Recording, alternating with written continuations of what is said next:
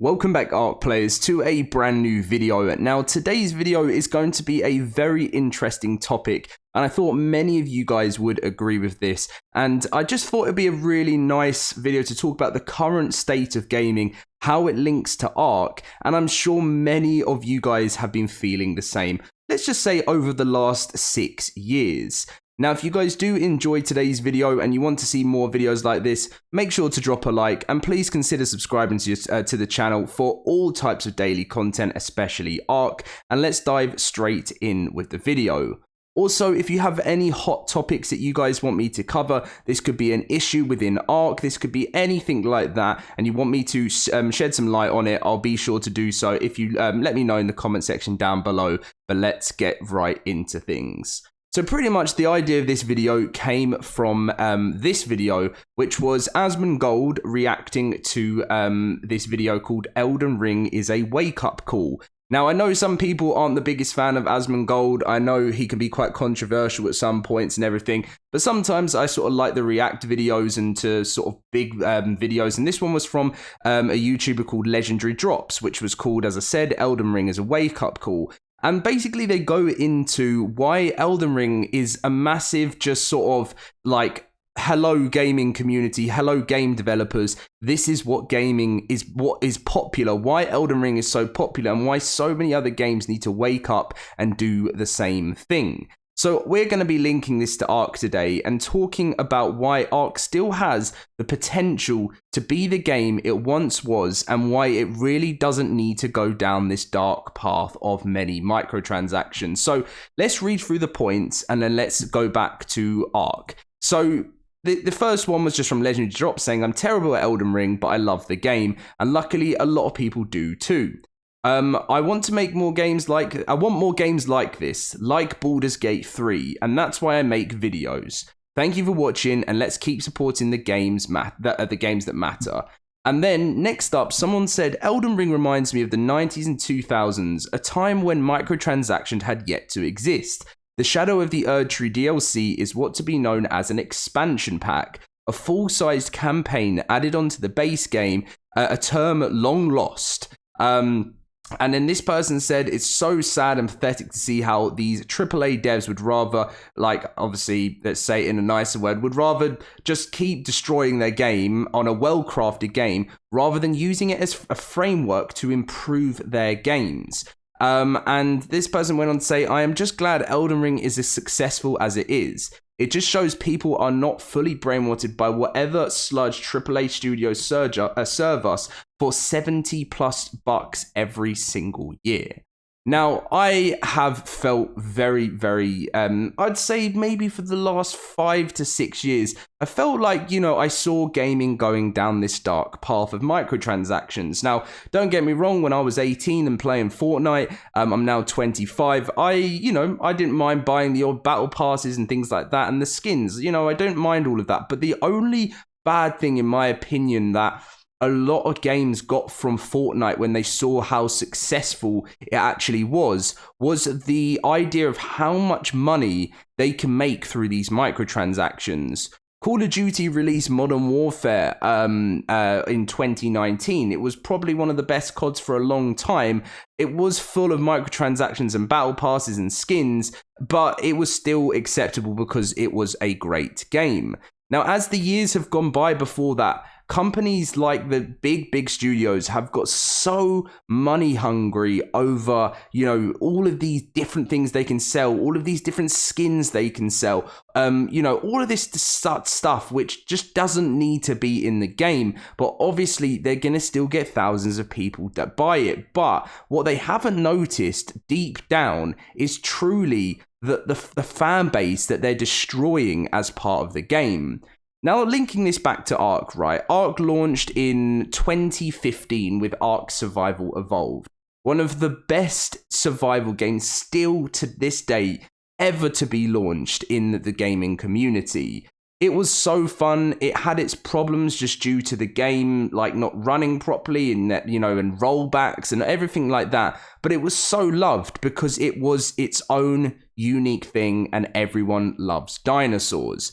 Now, what's happened with the launch of Ascended is that Wildcard knew that they needed to make some big, and this isn't just Wildcard, this is Snail Games, knew they needed to make a big cash, a big cash increase. Oh, and I think that is the reason they decided to go down the ARK Survival Ascended route rather than going down the ARK 2 route, so they could make a big amount of cash off the sales of Ascended, because you had that dedicated audience that was so excited for the launch of Ascended. I know I was absolutely, I'd never forget October and the hype and the amount of you guys that were here on the channel. And sadly, as the game's gone on, they've realized the position they're in, and they've realized that they need to make money. In video earlier today, I talked about how Snail's stock has been under $1 now for such a long time. And just seeing where ARK is right now, I'm not complaining. I really love the game, guys. I seriously do. I wouldn't be this passionate of making videos. I made Helldivers videos for a while, but I decided to take a massive swerve back to creating ARK content every day because I was really getting back into playing it again. I was a big fan of Club ARK, and I kind of just missed it. Because that's what ARK does, right? It brings you back, and that's why it's been so popular for a while, because it's so addictive.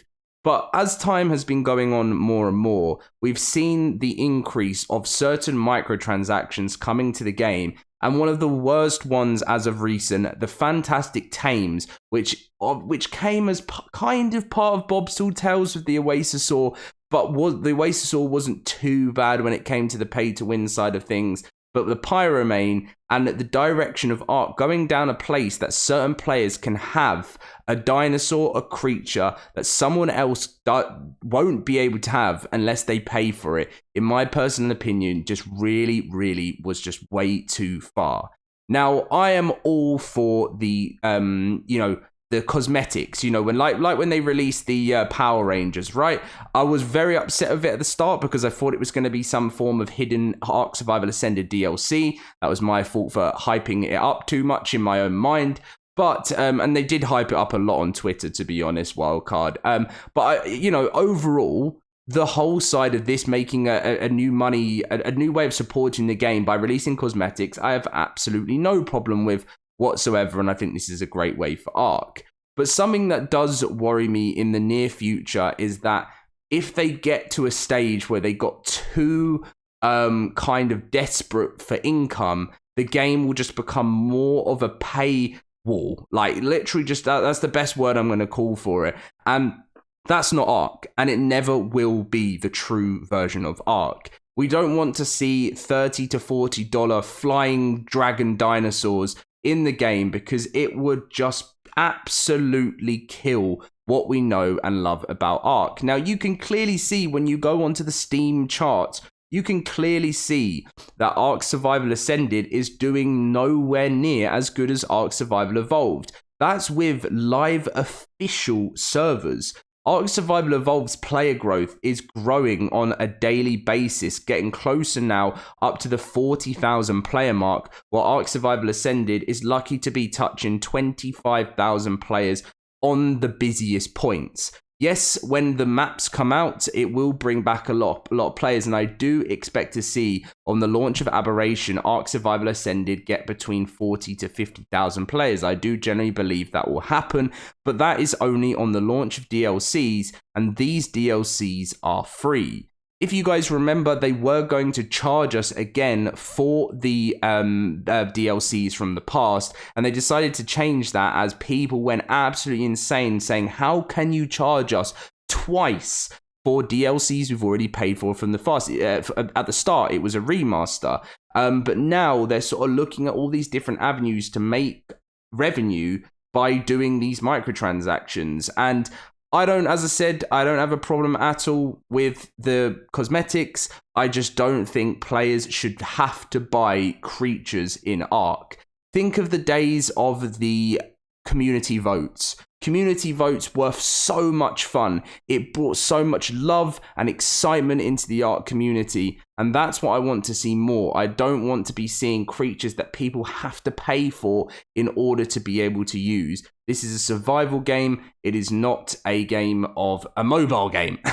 But yeah, so that's pretty much the whole point of the video today. I just think after I sat and watched this, I was just like, wow, it is a real wake-up call Elden Ring went up to about 750,000 players when this DLC released just on Steam. And their peak was 950,000. So they managed to gain back 80% of their player base for a campaign-based DLC. ARK slowly manages to do that as it releases DLC after DLC for free.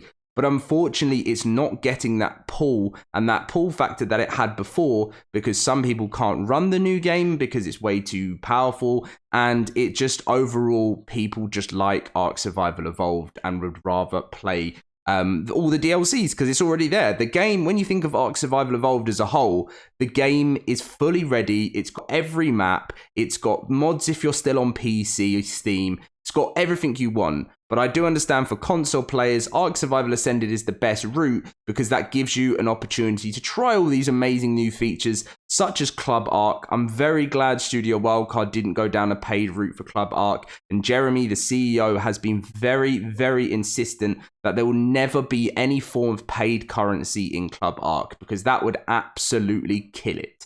But anyway, so that is going to be the video. I'll let you guys know what you think. Well, let me know what you guys think about this in the comment section down below. I am, as I said, I'm 25 years old. I've experienced the early days of gaming when I was a kid. I grew up on Halo. I grew up on the early days of Call of Duty. I grew up on World of Warcraft. Fair enough. World of Warcraft has always sort of had microtransactions for things. That's fair enough because it's a different type of game to ARK. But I grew up on these games that didn't used to be flooded in these microtransactions. I remember just asking family members to help me save up as a kid for the next, expansion pack or Halo Mythic pack, and that would be it. Just a little £15 there, $15 there, and that would be it. But now gamers have had to spend thousands of pounds that they just haven't needed to because it is kind of on a level of an addiction. But anyway, that's my personal opinion on where we are with gaming right now, on how ARK needs to kind of be careful on the route that they're taking the game down, because they have one of the most dedicated fan bases in gaming history, in my personal opinion. And I'm just saying, you don't want, just because things are you're going for a tough point, you got to think right decisions for your fan base, and the money will come in. Thank you very much for watching. Leave a like, subscribe, and I will see you guys in my next video very soon. See you guys then.